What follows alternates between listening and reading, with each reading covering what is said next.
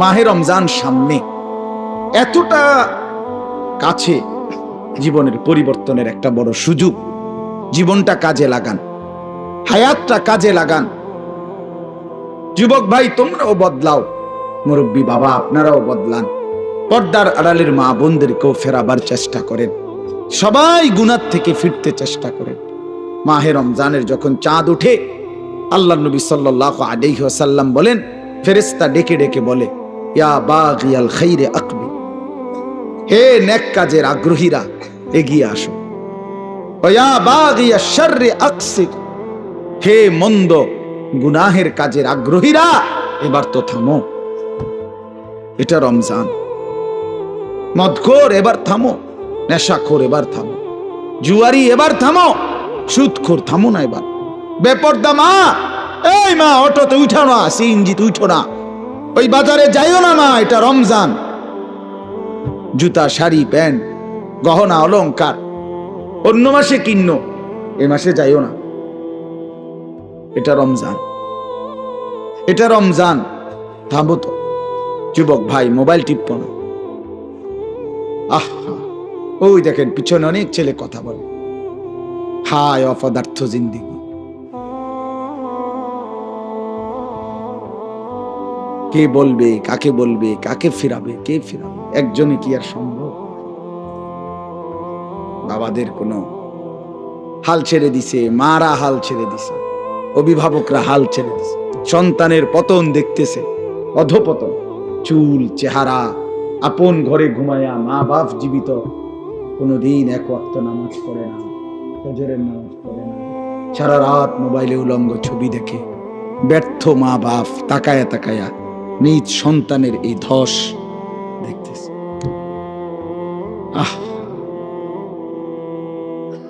আফসোসের ব্যাপার, আফসোসের। আপন স্বামী নিজের ব্যর্থতার কারণে নিজের স্ত্রীর বেপরদিগি দেখতেছে, কিছুই করতে পারতেছে না, মনে হয় যেন সে ব্যর্থ কাপুরুষ। বউটা ডেলি বেডি, বাজারে যায়, মার্কেটে যায়, রঙ্গরসে হাসে, কথা কয়, টাইট কাপড় পরা, বোরখা নামের একটা টাইট জামা পরে রাখছে, লাল নীল হলুদ কমলা বেগুনি। স্বামী বেচারা অপদার্থের মতো, অসহায়ের মতো তাকায় আছে।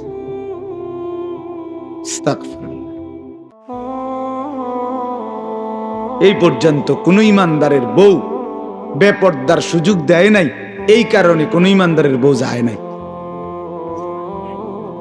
কাপুরুষের বউ যায়। এই পর্যন্ত যত বেড়ি বাগছে আরেক বেড়া লইয়া, আগের থেকেই অপদার্থ যে বেড়া, এবড়ার বউ ভাগ্যে গেছে। কথা বুঝছেন? দিন যে মানে সে ক্ষতিগ্রস্ত হয় না, ক্ষতিগ্রস্ত হয় না। এজন্য এটা ব্যর্থতার কথা। রাগ হবেন না চাচা, এটা কাপুরুষের কথা। যে অনকার ফোলাফানি শুনে না, মানে তো আপনি সিদ্ধান্ত নিয়ে নিলেন। কেমনে সিদ্ধান্ত নিলেন? অনকার পুতে আর কথা শুনে না কেন? সেই পুতে, যে পুতে কথাই শোনে না, আপনার চোখের সামনে আপনার ছেলে নামাজ পড়বে না, একটা সাজদা দিবে না, এত বড় নাফরমান আপনার সম্পত্তি ভোগ করবে, এত বড় নাফরমান আপনার ঘরে খাবে, ঘুমাবে, দুনিয়া ভোগ করবে, আপনি বেঁচে থাকতে এটা মেনে নেবেন কেন মিয়া? আপনার ফুত, আপনার ব্যর্থতা তাইলে এটা। আপনি জীবন চিনেন নাই, আপনি কর্তব্য চিনেন নাই। কর্তব্য তো আল্লাহ বলে দিছে, ওয়ামুর আহলাকা বিসসালাহ, তোমার স্ত্রী সন্তান পরিবারকে নামাজের আদেশ করো, ওয়াসতাবির আলাইহা, পরিবারকে নামাজের আদেশের সাথে সাথে নিজেও নামাজের উপরে মজবুত থাকো। কথা তো ছিল এই। আপনার জিম্মাদারি কি ছিল? আমি, আমার স্পষ্ট মনে আছে, আমি আমার আব্বারে প্রায় বলি, আমি এ কথা আমার আব্বারে আমার জীবনে আমি একবার বলছিলাম, পড়ালেখার জীবনে, আব্বা আমি এই মাদ্রাসায় পড়তাম না, আমার মাদ্রাসাটা বদলাই দিবেন শুধু। কসম খোদার, আমার আব্বা সাথে সাথে বলছে, বেটা পরের বেলা ভাতের লোকমা আমার ঘরে দিও না, এক লোকমা ভাত খাইবে না, সাবধান, বেরো। আমি যেখানে পড়তে দিছি এখানেই পড়তে হবে, নয়তো তোমার মতো করে কামাই কইরা ফরো, নইলে ঘাস কাটো যাও। আমি কানতে কানতে চলে গেছি মাদ্রাসায়। বুঝছি এই বাপ শক্ত বাপ, এই বাপ আসলে ভাত খাইতে দিব না। বাবার সেই কঠোর শাসন, আমার বিশ্বাস আল্লাহ তাআলা আপনাদের সামনে বসবার তৌফিক।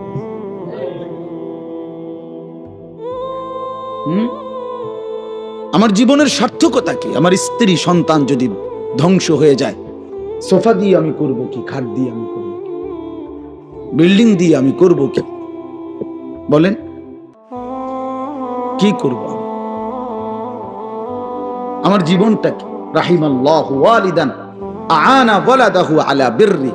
নবী সাল্লাল্লাহু আলাইহি সাল্লাম বলেন, আল্লাহ তাআলা ওই মা বাবার উপরে দয়া করে যে তাদের সন্তানদেরকে নেক কাজে সাহায্য করে। নবী সাল্লাল্লাহু আলাইহি সাল্লাম বলেন, মা নাহালা ওয়ালিদুন ওয়ালাদাহু মিন নুহলিন মিন আদাবিন হাসান। কোন মা বাপ তাদের সন্তানকে সবচেয়ে বড় যা কিছু উপঢৌকন এই পৃথিবীতে দিয়ে যায়, সেটা কি? সবচেয়ে বড় কোনটা? নবীজি বলছে আদাবুন হাসান, উত্তম আখলাক, উত্তম দ্বীন, উত্তম আদব।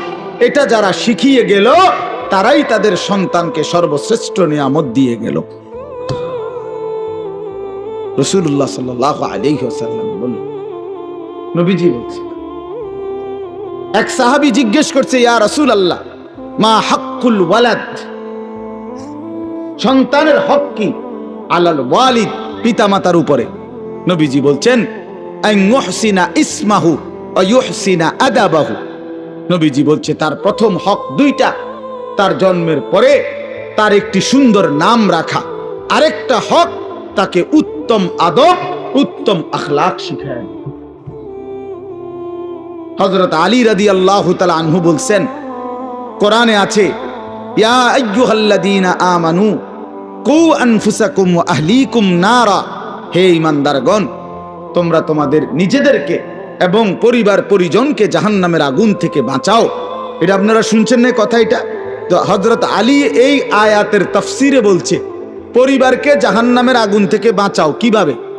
তো হযরত আলী বলছে আল্লিমুহুম ওয়া আদ্দিবুহুম, তোমরা তোমাদের পরিবারের সদস্যদেরকে কোরআন সুন্নাহর ইলম শিখাও এবং কোরআন সুন্নাহর আদব আখলাক শিখাও, তাইলেই জাহান্নামের আগুন থেকে বাঁচাই। যেই মা বাপ, সাফ কথা, আপনারা যারা আপনাদের ছেলে মেয়েকে ছোট্টবেলায় আল্লাহর কোরআন রাসূলের সুন্নাহ থেকে বঞ্চিত করেছেন, কসম খোদার, মনে রাখেন হাসরের ময়দানে চূড়ান্ত ভাবে লাঞ্ছিত হবেন, বেইজ্জতি হবেন, কোটি কোটি হাসরের মানুষের সামনে অপদস্থ হবেন। কার হাতে? কার হাতে লাঞ্ছিত হবেন? আপনার ছেলেটার হাতে, আপনার মেয়েটার হাতে, অন্য কারো বেড়াইতে রাতে না, আমনের ফুতের হাতে। আমনের ফুত, আমনের জি, যাকে আপনি দিন শিখান নাই, নামাজ শিখান নাই, বঞ্চিত করেছেন কোরআন সুন্নাহ থেকে, সে সেদিন আল্লাহর কাছে বলবে, আল্লাহ আজ আমি মা বাপকে বেইজ্জতি করব, ওরা আমারে বরবাদ করে দিছে, আজ আমি জাহান্নামী হলাম ওদের খামখেয়ালির কারণে। 7 বছর বয়সে আল্লাহ আমি কিছুই বুঝতাম না, 6 বছর বয়সে আমি অবুঝ ছিলাম। সেদিন যদি তারা মজবুত সিদ্ধান্ত নিত আমাকে দিন শেখাবে, তাহলে আমার এই ভুল হতো না। রব্বানা গালাবাত আলাইনা শিকওয়াতুনা, কোরআনে আছে, জাহান্নামী জাহান্নামের ভীষণ আগুনে উথাল পাতাল ঢেউ খাবে, আর আল্লাহকে বলবে, আল্লাহ আমার এই কপাল মন্দ, আমি দুর্ভাগা কপাল নিয়ে আসছি, আল্লাহ আমার কপালটা মন্দ, আমি করলামটা কি? এত সুন্দর হায়াত কি করলাম, কিভাবে নষ্ট করে দিলাম? অকুন্না কওমান দাল্লিন। আর জাহান্নামী বলবে, আল্লাহ আমি এক পথভ্রষ্ট গ্রুপের, সম্প্রদায়ের এক পথভ্রষ্ট গ্রুপ, নাফরমান গ্রুপের অন্তর্ভুক্ত ছিল। আমি যাদের সাথে চলতাম ফিরতাম, ওরা বিড়ি খাইতো, মদ খাইতো, গাঁজা খাইতো, সুদ খাইতো, ঘুষ খাইতো, কথায় কথায় গাইল লাইতো, নারীর ছবি, নাচ গান, নর্তকীর ছবি, উলঙ্গ দৃশ্য দেখত। আল্লাহ আমি ভালো মানুষ পাই নাই, কোনদিন একটা ভালো মানুষের ছোঁয়া পাইনি। ফলে আজ আমি ধ্বংস হয়ে গেছি। উত্তম সঙ্গী অনেক বড় নিয়ামত। আমার ড্রাইভার আমার সারা জীবন, যে 5 বছর সে আমার গাড়ি চালায়, আমি যতবার তারে চলার পথে নামাজের কথা মনে করাইছি, আমার চাইতে কমপক্ষে 1000 বার বেশি সে আমারে মনে করে। ঠিক এই 5 ওয়াক্ত নামাজের জন্য তার খেয়াল জামাত ধরার প্রতি আমার চাইতে 100 গুণ বেশি, 100 গুণ বেশি। আলহামদুলিল্লাহ, আল্লাহর দয়া। আমি তো মনে করি আল্লাহ পাকের মেহেরবানি। এই বছর, এই যে আগামী শুক্রবার আমার উমরার ফ্লাইট, সেও যাবে আমার সাথে।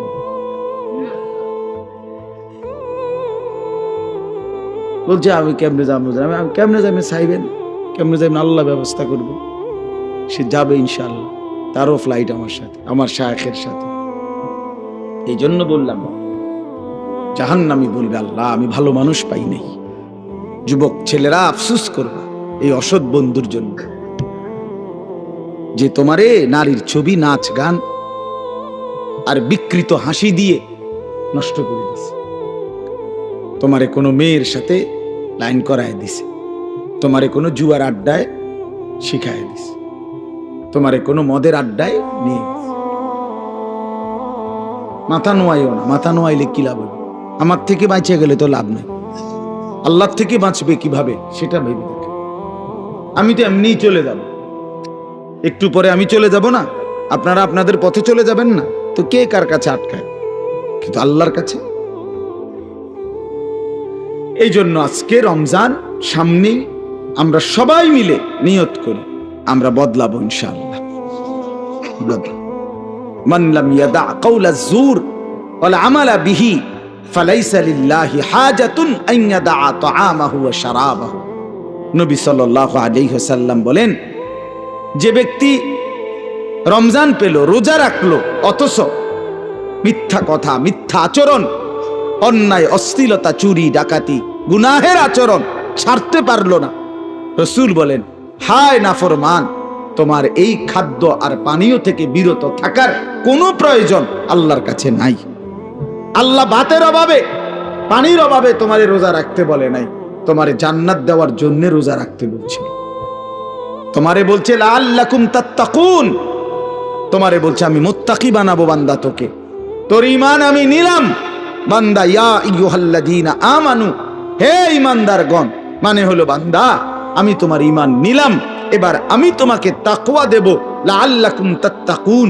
তাইলে মাঝখানে একটা মাস সময় নিলাম, ঈমান তোমার গ্রহণ করলাম, তাকওয়া তোমাকে দেব। ঈমান আর তাকওয়া হবে, তোমার ঠিকানা হবে সরাসরি জান্নাত। যে মুত্তাকি সে জান্নাত, যে মুত্তাকি সে কি? উইদ্দাত লিল মুত্তাকিন। আল্লাহ বলছে জান্নাত বানানোই হয়েছে মুত্তাকিদের জন্য। আল্লাহ বলে আমি একটা মাস সময় নিলাম, 30টা দিন বান্দা গুনাহ ছেড়ে দাও, আমার ইবাদতে ডুবে যাও, লেগে যাও। 30 দিনের মাথায় আমি তোমারে মুত্তাকি বানাবো, জান্নাতি বানাবো। ঈমান তোমার পাসপোর্ট, তাকওয়া তোমার ভিসা। পাসপোর্ট নিলাম রোজার আগে, ঈমান নিলাম। একটা মাস রোজার মাস, গুনাহ থেকে বাঁচবা, ইবাদতে লাগবা। 30 দিনের মাথায় আমি আল্লাহ ঈমানের পাসপোর্টে তাকওয়ার ভিসা লাগায় দেব, জান্নাতের ফ্লাইটে উঠায় দেব। ঈদের দিন ফ্লাইট। ফ্লাইট কোন দিন? ঈদের দিন ফ্লাইট। ঈদের দিন ফ্লাইট, 1 মাসে ফ্লাইট, 1 মাসে 31 দিন যাব না, হয় 30, নয় বার লাগলে 29, মাগার 31 লাগবে না। 31 রোদ হোক, বৃষ্টি হোক, শীত হোক, গরম হোক, ফ্লাইট কোন দিন? ঈদের দিন, জান্নাতের ফ্লাইট। হাদিসে আছে ঈদের দিন আল্লাহর নেয়ামত প্রাপ্ত জান্নাতি বান্দা, রোজাদার যখন আল্লাহর ইবাদত, ঈদের নামাজ পড়ে, তো ফেরেশতারা ডেকে বলে, যাও আল্লাহর বান্দা, খুশি খুশি যাও, কাদ গাফারাল্লাহু লাকুম, আল্লাহ তোমাকে পুরা মাফ করে দিয়েছে, যাও খুশি খুশি। ফারজিউ রাশিদিনা ইলা রিহালিকুম, যার যার ঘরে খুশি খুশি দিলে সন্তুষ্ট চিত্তে ফিরে যাও, যাও রেডি হও জান্নাতের জন্য প্রস্তুতি নাও। এজন্য ইনশাআল্লাহ রমজানকে কাজে লাগাবো। ঠিক আছে ইনশাআল্লাহ? বলেন ইনশাআল্লাহ। দেখেন আল্লাহ স্পষ্ট বলছে 5টা আয়াতে, কোরআনুল কারীমের সূরা বাকারার 183 নম্বর আয়াত থেকে 187, 5টি আয়াতে রোজার কথা, রমজানের কথা বিস্তারিত বলছে। বলে আল্লাহ লাস্ট বলছে কাযালিকা ইউবায়্যিনুল্লাহু আয়াতিহি লিন-নাস। আল্লাহ বলে, বন্ধু আমি এভাবেই পরিষ্কার করে আমার বান্দাদের জন্য আমার আয়াত, আমার বিধান, আমার কথা স্পষ্ট করে বলে দিলাম, লাআল্লাহুম ইয়াত্তাকুন, যেন সকলেই মুত্তাকি হতে পারে, জান্নাতি হতে পারে। এটা হলো 187 নম্বর আয়াত। কথা শেষ করছে কথা আল্লাহ বলছে। আল্লাহ বলছে, বান্দা আমি সবচেয়ে কমাইছি, সবচেয়ে সহজ করছি, সবচেয়ে ছোট করে আনছি রোজা শুধু তোমাদের জন্য। আখিরি নবীর উম্মত তোমরা, আমার আখিরি বন্ধুর উম্মত, তোমাদের জন্য আমি সবচেয়ে সহজ করছি রোজা।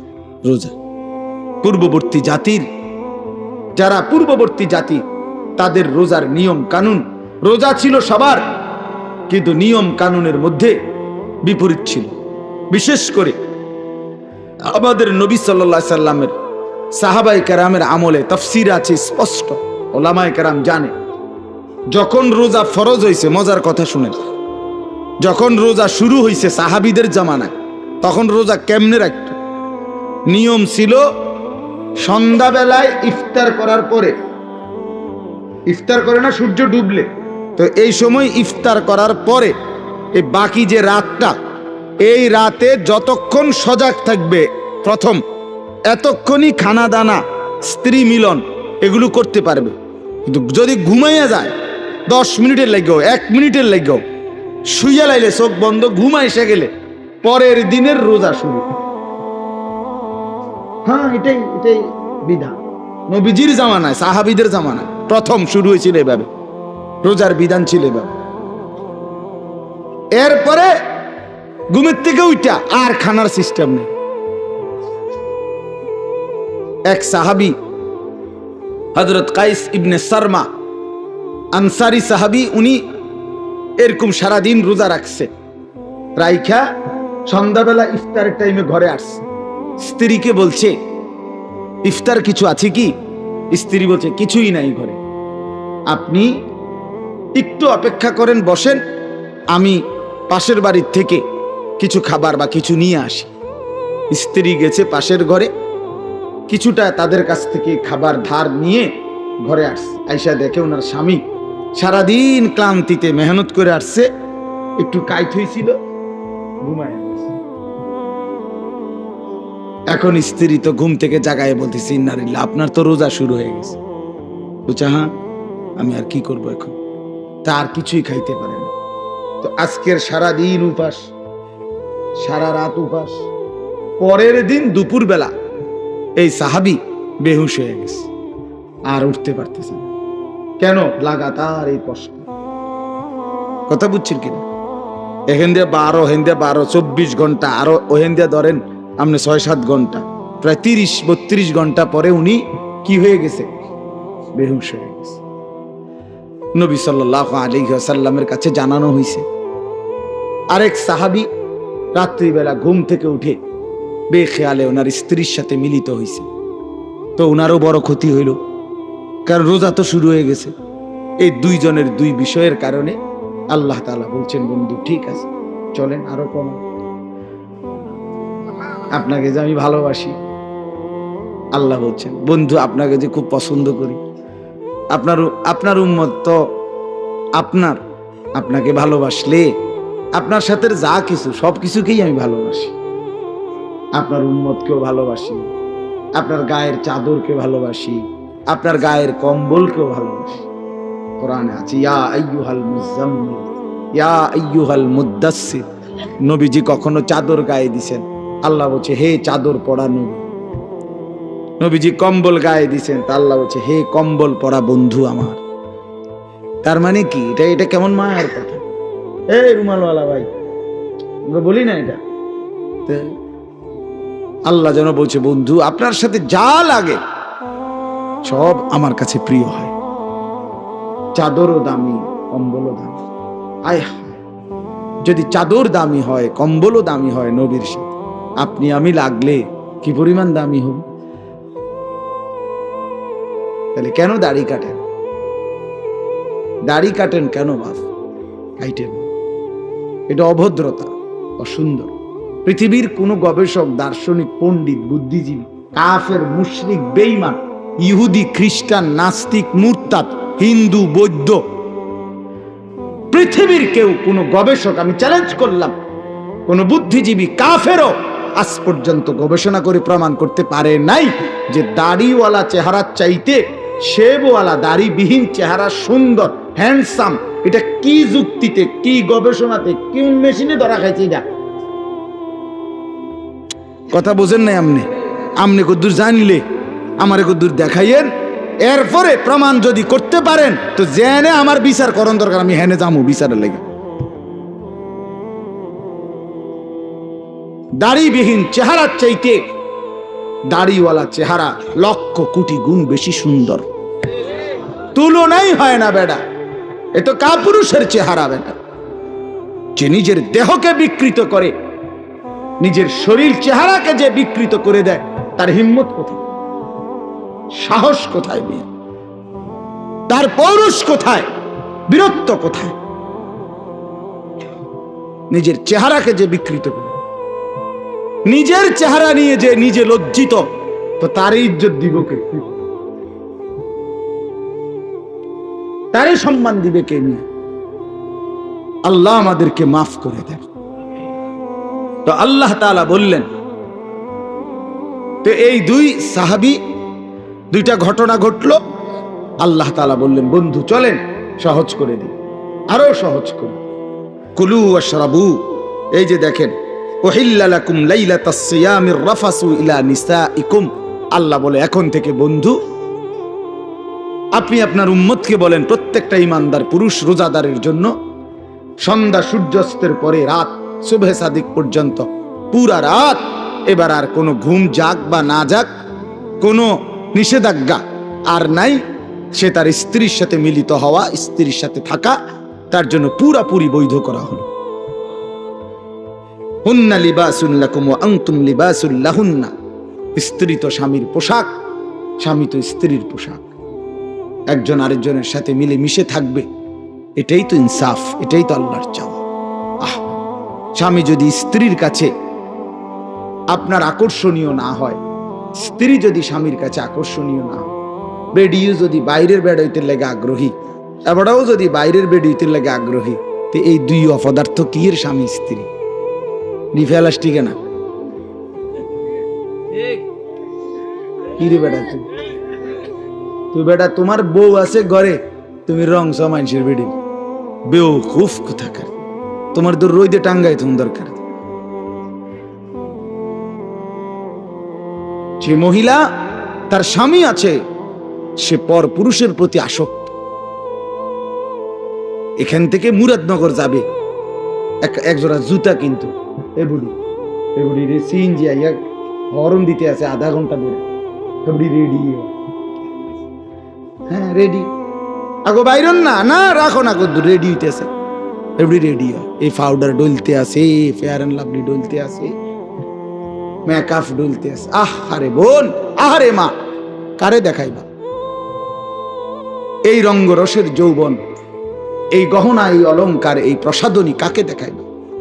কাকে দেখাইবার জন্য 1 ঘন্টা ধরে সাজলা?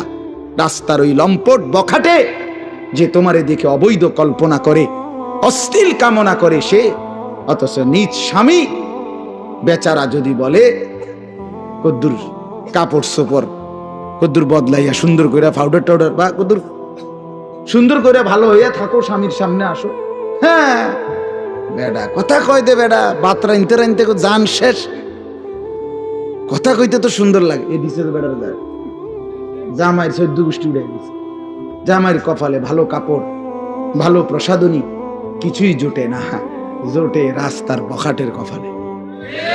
আস্তাগফিরুল্লাহ, আস্তাগফিরুল্লাহ, আস্তাগফিরুল্লাহ। আল্লাহ আমাদেরকে মাফ করে দেন। আল্লাহ বলেন এজন্য কি চমৎকার কথা, হুন্না লিবাসুল লাকুম ওয়া আনতুম লিবাসুল লাহুন।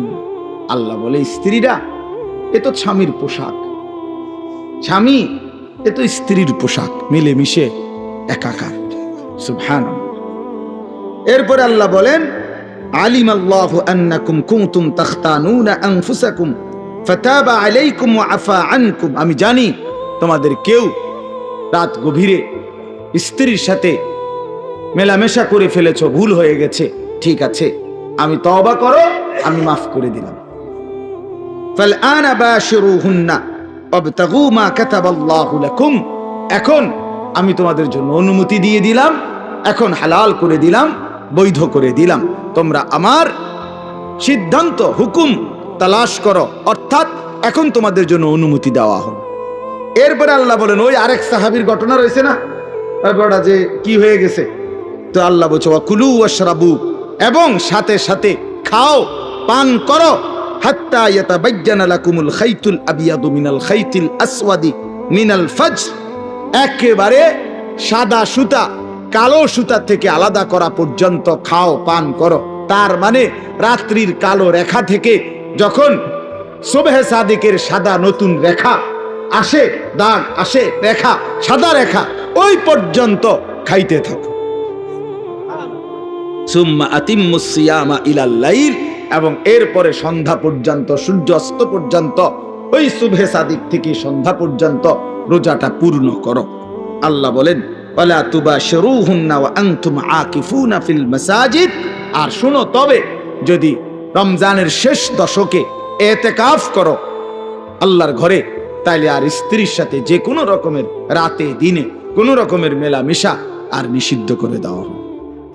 আল্লাহ বলেন এতগুলো কথা যা বললাম তিলকা হুদুদুল্লাহ, এগুলো আমি আল্লাহ তাআলার বিধি নিষেধের সীমারেখা, ফালা তাকরাবুহা, আমার বিধি নিষেধের লঙ্ঘন করে আমার নাফরমানির কাছে যেও না।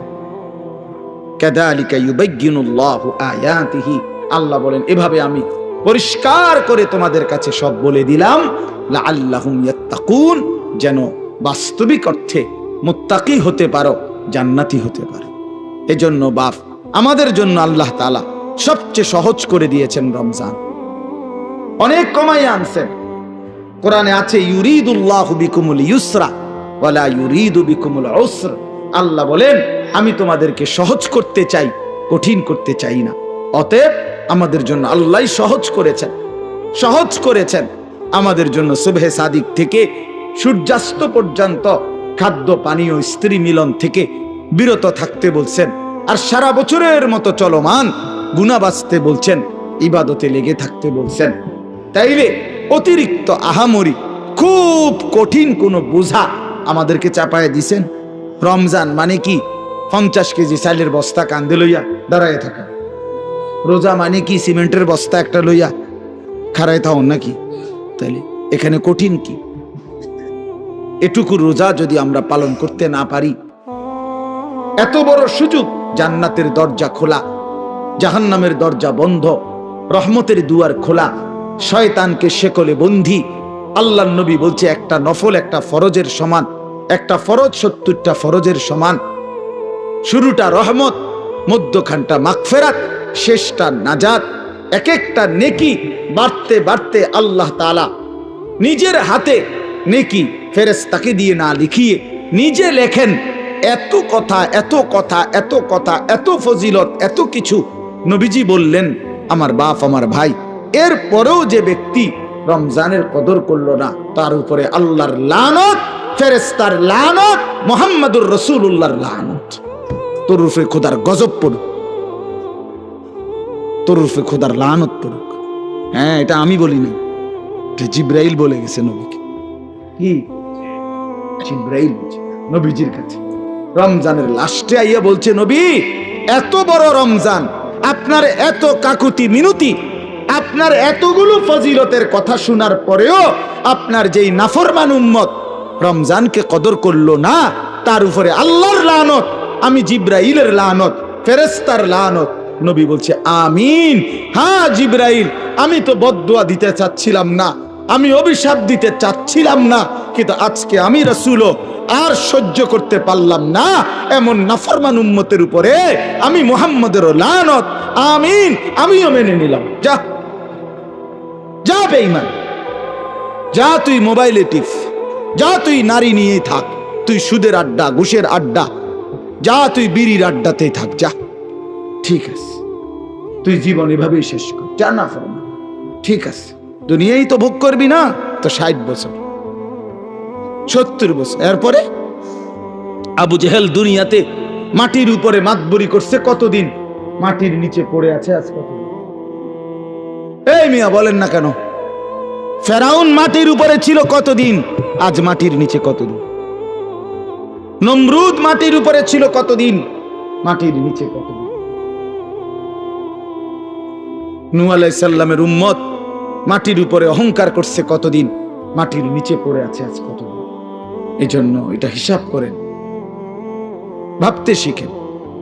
ছেলেরা তোমাদেরকেও বললাম, একটা ছেলেও যদি বোঝে আলহামদুলিল্লাহ, না বুঝলেও আমাদের কোনো হতাশা নাই, কারণ ফেরিওয়ালার কোনো হতাশা নাই।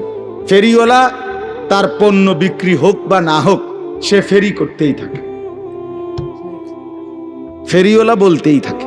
ফেরিওয়ালা তার পণ্যের নাম ঘোষণা দিতে বিরতি দেয় না, সে বলতেই থাকে বালতি বালতি, মানে যেটা তার মাল বেচবে ওইটা সে বলতে। সে জানে তার প্রতি ডাকে কাস্টমার আসে না, আসে, কিন্তু সে তবুও যে জানে যদি 200 বার ডাকার পরে একটা কাস্টমার আসে, এই জন্য ফেরিওয়ালা হতাশ হয় না। এই জন্য আল্লাহর পথে যারা ডাকে তাদের কোনো হতাশা নেই, তারা ফেরিওয়ালা বলতেই আছে, বলতেই আছে। আল্লাহ তাআলা আপনাদেরকে তৌফিক দেন, কবুল করেন।